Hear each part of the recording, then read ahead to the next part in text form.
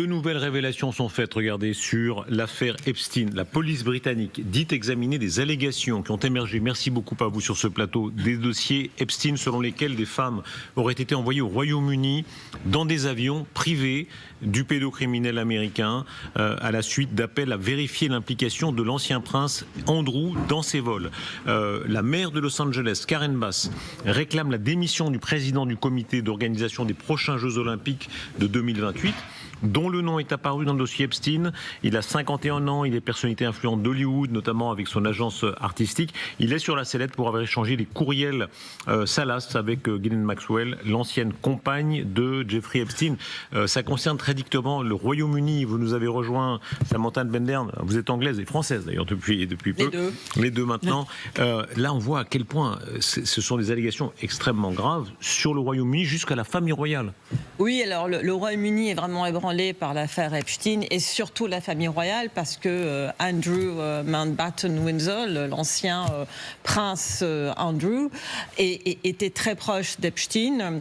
Donc il y a eu des histoires qui ont concerné des femmes, des très jeunes femmes, une femme russe que Epstein aurait présentée à Andrew, mais il y a bien pire encore, c'est qu'Andrew avait aussi un poste, un espèce d'envoyé spécial pour le commerce, et donc il avait accès à des informations financières et commerciales sensibles avant qu'elles ne soient rendues publiques, et l'enquête aussi porte sur les informations qu'il aurait dévoilées à Epstein, qui auraient permis à Epstein d'avoir un avantage sur la bourse ou des avantages financiers. Donc ça va très très loin.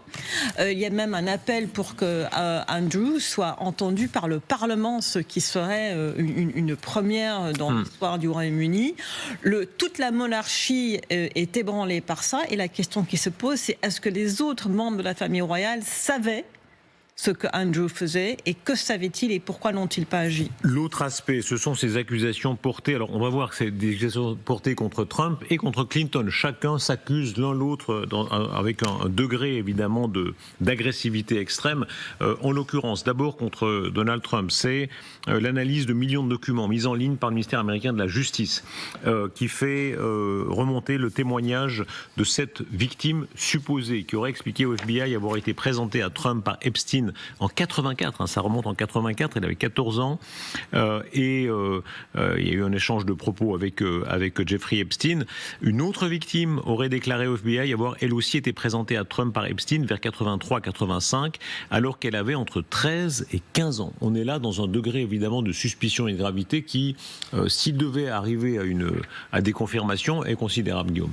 Oui, c'est gravissime et bien sûr, c'est de nature à déstabiliser complètement Donald Trump. Certains disent même que l'activisme dont il fait l'objet, en particulier en Iran en ce moment, aurait pour objectif de détourner l'attention des Américains sur ce qu'il aurait eu fait et les liens qu'il aurait eu avec Epstein. Alors, on sait depuis toujours que Donald Trump n'est pas un modèle de morale ni de fidélité conjugale, mais pour autant, là, il s'agit d'actes qui seraient, si c'était prouvé, délictueux. Et je pense que pour une partie de l'électorat de Donald Trump, c'est quelque chose d'extrêmement choquant. D'abord, d'un point de vue moral, bien sûr, et ensuite parce que ça mettrait Trump au cœur de ce qu'on peut qualifier parfois de complotiste, appelle l'État profond, c'est-à-dire une sorte de réseau tentaculaire de gens qui sont très puissants, très riches, et qui sont au-dessus des lois, et qui manipulerait les États-Unis. On rappelle quand même que justement cet état profond et ces élites qu'il a beaucoup critiqué lui-même, il a mis lui-même l'affaire Epstein au devant de sa campagne. Donc en quelque sorte, il s'est piégé lui-même. Et pour parler un peu des MAGA et de sa base, mais aussi des élus, c'est quand même aussi un certain nombre de républicains qui demandent justement d'éclairer. On pense à Thomas Massie que Sonia Drilly a interviewé, qui est maintenant insulté par le président, ou Marjorie Taylor Greene, qui était un très proche de Trump, qui a démissionné justement pour ces dossiers-là. Et c'est quelque chose qui peut effectivement briser un peu sa base et briser, on va dire, le contrôle qu'il a sur le parti républicain, parce qu'on ne parle pas simplement de l'infidélité, mais effectivement des crimes beaucoup plus graves. Chaque camp accuse l'autre. On va voir de quelle façon les républicains attaquent Clinton et les démocrates attaquent Trump. Écoutez, Hillary Clinton qui affirme il cherche à cacher des choses. Je pense qu'ils ont quelque chose à cacher et je pense qu'ils s'inquiètent au sujet du président Trump.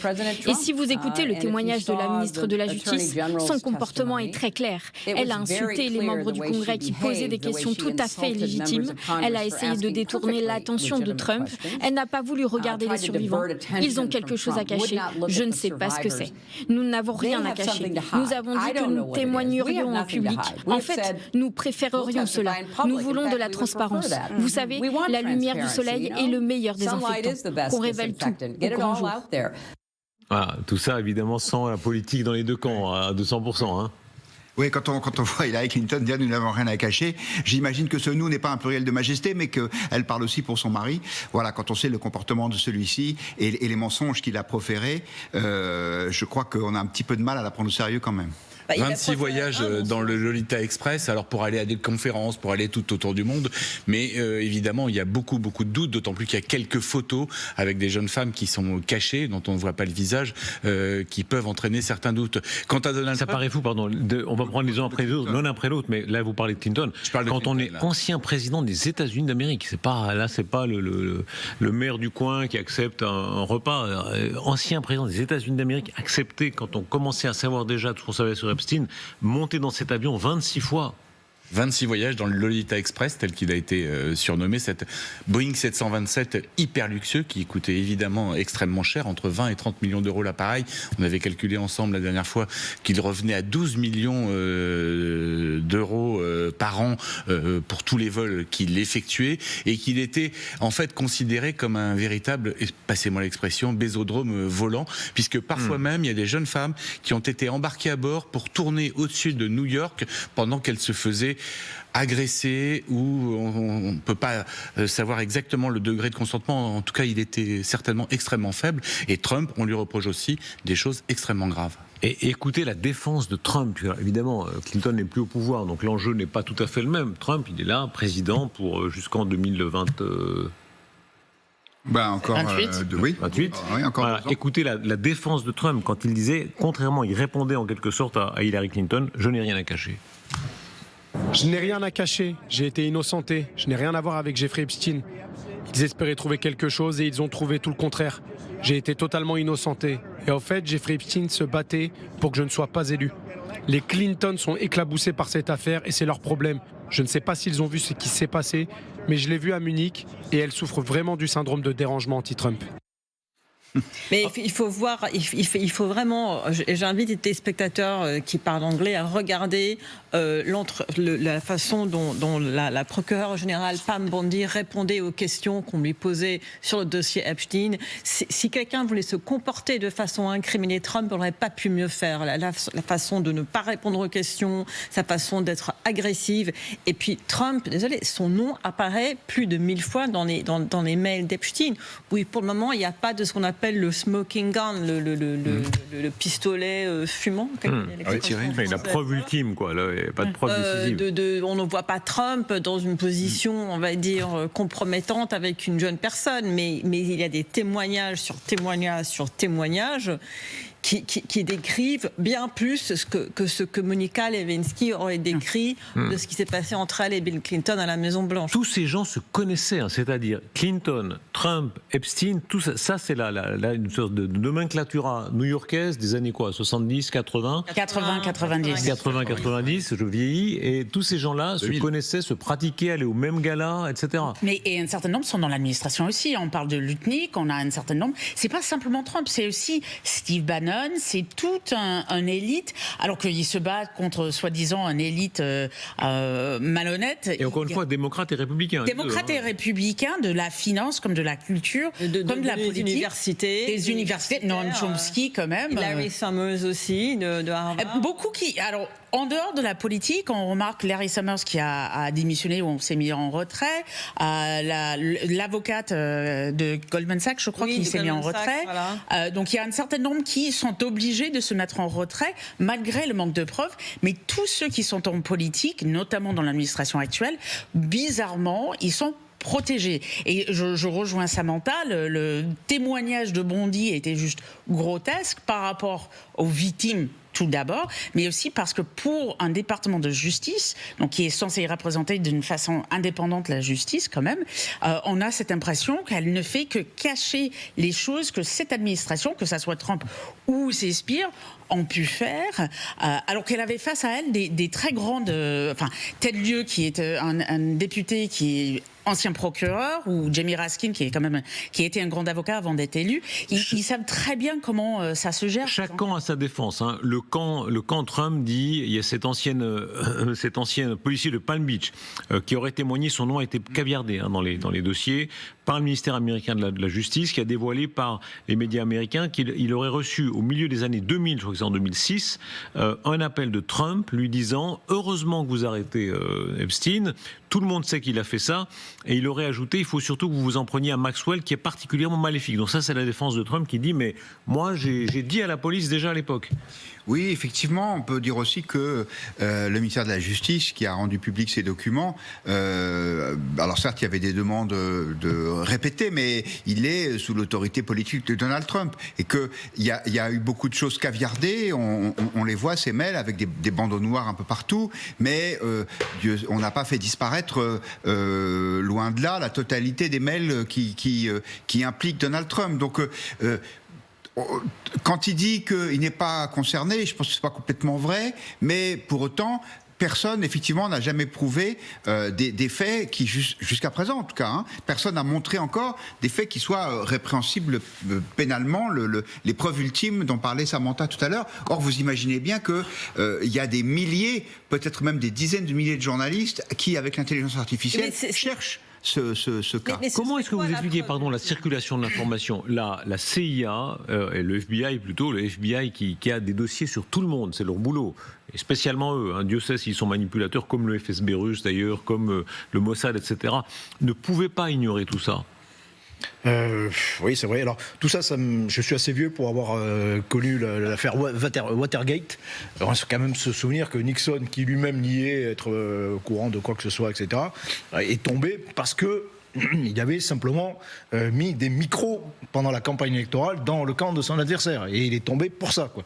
Et là, on est sur quelque chose qui est quand même une échelle qui est considérable. Oui, on peut se poser plein de questions. On peut se poser des questions. Pourquoi, si effectivement il y a quelque chose qui aurait pu tuer politiquement Trump, pourquoi l'administration précédente, par exemple, ne l'ont pas utilisé? Alors peut-être effectivement parce qu'eux-mêmes étaient aussi très largement compromis dans cette affaire. Mais je crois qu'il y a aussi une raison plus simple, c'est la nature des crimes finalement. C'était quoi? C'était d'avoir fait des abus sexuels contre des jeunes femmes. Dans les années 80-90, même années 2000, bon, ça a commencé à devenir grave dans les années 2000, mais pour la FBI, je ne pense pas que c'était vraiment quelque chose de très grave. C'était des jeunes femmes on va dire, du mauvais côté de Palm Beach, donc des femmes qui étaient peu de milieux défavorisés. On les accusait d'avoir dit, finalement, vous étiez quand même d'accord, vous avez quand même pris le fric. Donc je crois que l'abus, il allait bien plus loin que l'abus que Epstein aurait commis contre elle. C'est tout un système qui a finalement maltraité ces femmes en ne prenant pas ces crimes au sérieux. On en apprend davantage sur l'île où Epstein régnait en maître et où il avait organisé certainement une très grande partie de ses crimes. On est là dans les Caraïbes, plus précisément les îles Vierges américaines, où le millionnaire avait acquis 2 îles. Il possédait 2 îles où il avait fait aménager une vaste résidence secondaire. Et elle aurait servi de lieu d'exploitation sexuelle où les jeunes femmes, et souvent les mineurs, étaient acheminées depuis les États-Unis, et y compris depuis la France. Alors, il y a même... regardez, on peut faire la carte, on peut se rendre sur ces îles. Je ne sais pas ce que représentait l'achat d'une île comme ça à l'époque. Je ne sais pas si vous avez des chiffres. Aujourd'hui, ça vaut 60 millions. Ça a été vendu 60 millions de dollars, les deux. Little St. James et Great St. James. Alors, Great St. James est très peu aménagé. En revanche, Little St. James, c'est l'île des milliardaires telle qu'on l'imagine, avec port, héliport, plusieurs villas de prestige, celle d'Epstein et puis celle pour ses invités. Et effectivement, il avait là-bas toute autorité, en fait, pour pouvoir emmener qui il voulait, indépendamment de tout contrôle. Ça se passait en bateau, arrivé en avion sur les îles Vierges, et puis après transféré en bateau. Et effectivement, il se serait déroulé dans ces îles des faits qu'on a peine à imaginer. Voilà, regardez, on fait là, il y a même la visite, si on veut, des lieux. Et vous allez voir, Aurélien Mel, notre chef d'édition, qui est un artiste de Google Earth, il peut même entrer, regardez, on peut descendre, maintenant c'est les bonheurs d'Internet. L'immense pour vraiment, piscine de la Villa Principale. Voilà, la piscine qu'on a vue tout à l'heure, certainement, hein, on peut descendre très exactement jusqu'à sa résidence. Et c'est là que Clinton, dont on parlait, et beaucoup d'autres, se sont rendus très régulièrement, ont été invités très régulièrement. Alors les autres, peut-être sans du tout savoir où ils étaient, enfin quand même certains ne pouvaient pas ignorer où ils se trouvaient, y compris d'ailleurs la participation à certains débordements. Mais oui, et si vous voulez, quand on lit les emails que les gens envoyaient, d'abord le mail de Epstein, c'est JEE Vacation, donc c'est JEE pour Jeffrey Epstein Vacation, vacances. Donc, et ça, c'est le mail qu'il utilisait tout le temps. Donc en fait, on sent qu'il y avait toute mais un réseau énorme qui se concentrait autour de l'idée de faire venir ces gens dans son île pour des fêtes qu'on ne peut même pas imaginer. Il y a un mail d'Elon Musk qui dit, moi je ne connaissais pas Epstein, qui écrit à Epstein, dis-moi quand tu auras la meilleure fête. On peut même se demander quels sont les critères pour que ce soit la meilleure fête. Est-ce que c'est parce qu'on mangeait très bien avec du bon vin ou parce qu'il y avait un choix de filles extraordinaire? Donc c'est vraiment, quand on parle de l'île, d'une île de la débauche, d'une île qui peut représenter un enfer aussi, je pense, pour ces femmes qui y étaient. C'est vraiment l'idée d'un enfer au paradis. Et d'autant plus que c'est à l'abri, évidemment, de tous les regards. L'île est totalement gardée.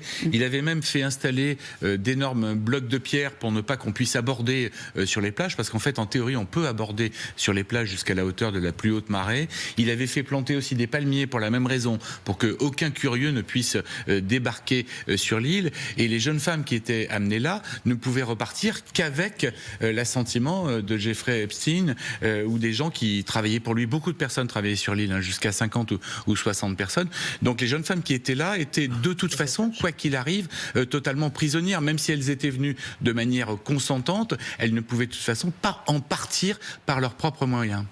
On a même le règlement, une espèce de règlement des lieux, 70 personnes employées pour entretenir les lieux, femmes de ménage, domestiques, jardiniers, chauffeurs, etc. Secret le plus absolu, j'imagine qu'ils devaient signer une forme de décharge. Ils avaient interdiction de déranger Jeffrey Epstein pendant son travail, des gardiens en patrouille au bord de l'eau turquoise veillaient à maintenir les plus curieux à distance respectable. Et effectivement, je ne sais même pas sur quelle juridiction c'était, hein. Il n'y a pas de police, pas d'autorité. De qui ça dépendait formellement? C'est les États-Unis? C'est un territoire américain. C'est un territoire américain. Racheté au Danemark. Et d'ailleurs, ça vous rappelle d'autres histoires. Et d'ailleurs, ils ont poursuivi Epstein à un moment, il y a, je sais pas, même pas une dizaine d'années, je crois que c'était en 2017. Ça fait partie de la chronologie, parce qu'ils se sont rendus compte justement qu'il abusait de cette no man's land, en fait, dans le droit, qui est quand on a une île privée, ce qu'on peut faire, même si c'est sous les juridictions américaines. Oui, mais il a été condamné. C'est ça aussi, c'est qu'il a été, malgré tout, il s'est fait choper, il a été condamné. Pas pour ça. Pas pour ça. Non, mais... Il est mort avant. Non, mais tout à fait. Mais malgré ça, il a continué à... il y a toujours le gratin qui venait quand même chez lui, qui répondait, alors que on savait que c'était quand même au moins quelqu'un qui était au moins sulfureux, qui n'était pas franchement recommandable. Là, au point où, quand les îles Vierges le poursuivent, de toute façon, c'était après qu'il a été condamné, et après qu'il a été condamné aux États-Unis, en Floride. Donc, ils savaient très bien, ceux qui venaient, je pense à Lutnick, je pense à Elon Musk, ils savaient très bien à qui ils avaient affaire. Bah oui, bien sûr.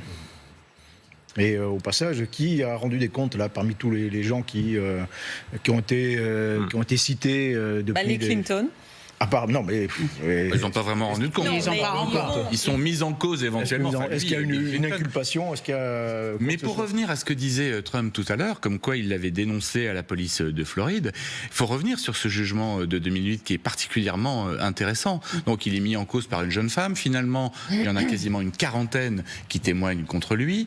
Il est jugé au niveau local, dans l'État de Floride, alors qu'il aurait pu être au niveau fédéral. Ça lui aurait coûté beaucoup plus cher. cher. Et il y a un arrangement qui est passé avec le procureur de l'époque, lequel procureur deviendra ministre du Travail, je crois, de Donald Trump. Là où il aurait pu encourir jusqu'à plus de 20 ans de prison, il en fera 13 mois. Donc quand Trump dit « j'ai prévenu, j'ai dit qu'il fallait agir avec sévérité », quand on regarde les faits, on peut largement en douter. Les réseaux, regardez, l'image qu'on a vue avant, c'est le grand intellectuel de gauche, ou d'extrême gauche, comme on voudra, Noam Chomsky. Hein. Donc ça allait depuis des gens comme Chomsky jusqu'à des gens, des hyper-capitalistes de droite, ou Steve Bannon, oui, alors qui est à l'autre extrême, à l'autre bout du spectre, hein, qui est vraiment super à droite. Il avait tout. Oui, je pense que ça montre qu'il n'y avait pas de considération politique. Dieu sait que ça n'excuse rien et en aucune manière. Mais je pense qu'il y avait aussi une part de l'emprise d'Epstein sur tous ces personnages dont les noms sortent les uns après les autres, qui consistait à les projeter dans un univers totalement différent du monde habituel. C'est-à-dire que quand vous voyez la décoration de ce Boeing, quand vous voyez ces îles, les gens, encore une fois, ça n'excuse rien, hein, mais c'est juste une tentative d'explication. Comment est-ce que autant de gens ont pu, à ce point, renoncer, faire tomber toutes les barrières morales, attendez, comme si on les plongeait dans un autre monde. Du point de vue de la tartufferie,